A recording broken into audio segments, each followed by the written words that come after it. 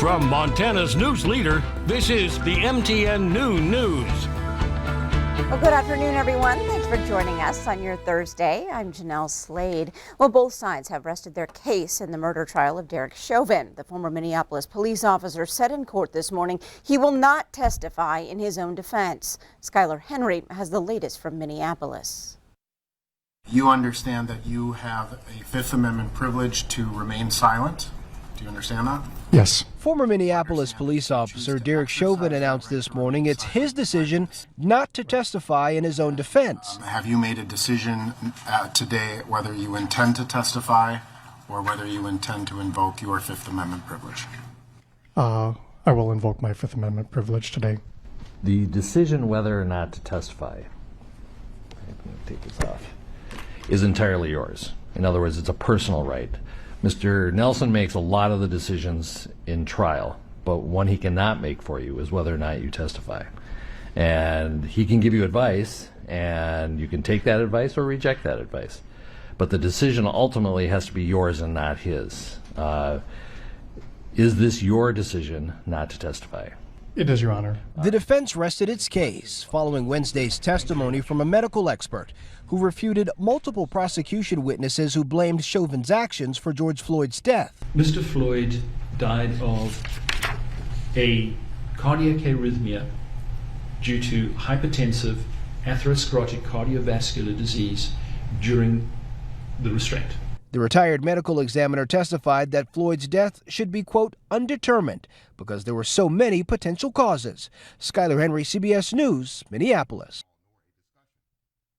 Also this morning, the prosecution called a rebuttal witness. Closing arguments are set to start Monday. Well, 2 years ago today, a massive fire ravaged the iconic Notre Dame Cathedral in Paris. Crews are still working to repair and rebuild the centuries-old church. The famous cathedral largely survived the 2019 fire. One of the focuses right now is on rebuilding the church's spire. Well, just outside of Paris, 59 oaks are being donated for the sacred mission. The forest manager says he's proud to know some of his trees will be part of the new spire. More than 200 forests across France are supplying more than 1,000 oak trees for the cathedral rebuild. It's time now to check in with Miller Robson over in the Weather Center, and it's a bit cold out there today, Miller. Just a little bit, but the light at the end of the tunnel, we are going to start to warm up as we head into the weekend, but even that doesn't last. I'm full of all kind of good news, aren't I? Well, you know, the big story today, not only are below average, but we got some snow totals to talk about so far as of right now. Up in Medicine Lake, near 5 inches. Glasgow, about 3 inches. Poplar, about 2.5 inches. And Park Grove and Valley County at around 2 inches. And this area of low pressure coming out of Utah, still slinging up all that moisture and that chance of snow, especially in the southern portion of Montana into northern parts of Wyoming. This will last all the way through tomorrow. We get a bit of a break, and then we see another system trying to come in on Sunday. How will that affect our temperatures, and do we have more rain and snow in the forecast? I'll let you know coming up in just a bit. Jeanelle. All right, thanks so much, Miller. Well, Butte's COVID-19 vaccination clinic opened to anyone from anywhere yesterday. Health officials say the clinic had a small turnout with less than half of the 1,100 vaccines used. But organizers say the clinic drew young people and people from Bozeman, Helena, Great Falls, and elsewhere across the state. The Butte Silverbow Health Department plans to administer more than 2,000 second shot vaccines at a clinic next week, but has not yet determined the day. And over in Bozeman, doctors protested at the hospital, claiming their local medical facilities aren't doing enough to combat mental health issues. The protesters at Bozeman Health say the city needs inpatient psychiatric health beds for people in crisis. They say people with mental illness and substance abuse need continued care and access to more resources. Hospital administrators say they're aware of the issue and understand. We hear you, and we are listening. The concern is around inpatient services is one piece of the services that we need to consider and are considering for care of the community.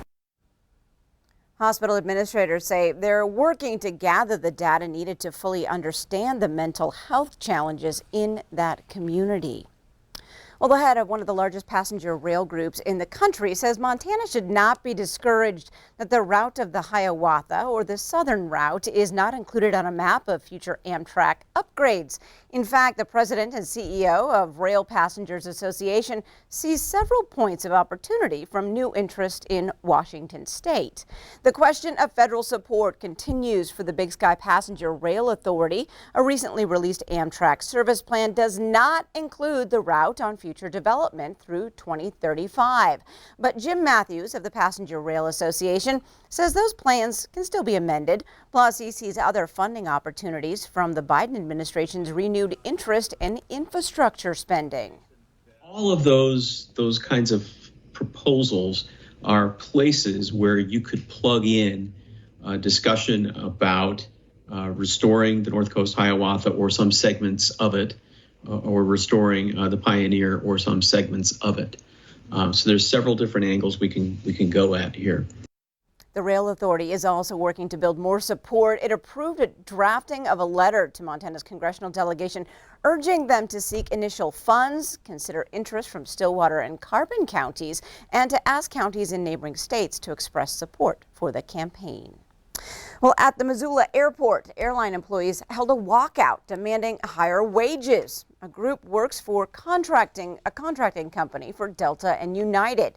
The employees say the hiring rate of $9.65 an hour isn't enough to support themselves. The group wants wages raised to $14 an hour. Officials say flights were not disrupted because workers from surrounding areas were brought in during the strike. Everything is being operated. A lot of and it's not their whole staff that left. It's a small part of their workforce that walked out, and they've been able to backfill with management. It's been tough to try to support ourselves, them supporting themselves, and we're all expected to take on second jobs because we can't afford to live off of this. Now 9 of those protesters are suspended without pay. Well, Frontier Airlines will add new seasonal flights from Kalispell to Denver. This will start in June at Glacier Park International Airport. The goal is to provide low-cost options for passengers. The flights to Denver begin June 17th and run through October 10th each Tuesday, Thursday, and Sunday. Well, some airlines announced plans to begin selling middle seats again. A new study shows keeping the middle seat empty on passenger planes can significantly lower a person's exposure to coronavirus. Researchers determined exposure could be reduced by 57%. Now that's if passengers are not wearing face masks. Still ahead on your new news, saddle up. A story about one person's passion to create leather masterpieces here in Montana. But first, Miller Robson's in next with your statewide weather forecast.